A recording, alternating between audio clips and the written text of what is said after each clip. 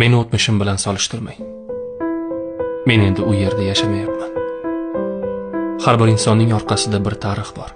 Xatolari, yiqilishlari, adashgan yo'llari bilan. Ammo o'tmish faqat saboq uchun. Uni hadeb yuzga solish odamni ortga tortishdan boshqa narsa emas.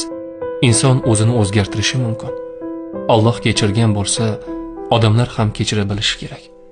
Shuning uchun o'zing oldin kim eding deya bugungi tanbehimni, bugungi to'g'ri gapimni inkor qilish adolatdan emas. O'tmishda adashgan odam bugun eng to'g'ri so'zlovchi bo'lishi mumkin. Chunki u yiqilib ko'rgan, og'riqni tatib ko'rgan. U qayta turib hayotning qadrini chuqurroq tushungan. Shunday ekan, meni kechagi kunim bilan emas, bugungi qadamlarim bilan baholang. Men endi o'sha yo'lda emasman. Men o'z xatolarimdan kuch oldim. Yangidan boshladim. Va bugun aytayotgan har bir so'zim kechagi xatolardan emas, bugungi to'g'ri qadamlardan tug'ilgan haqiqatdir.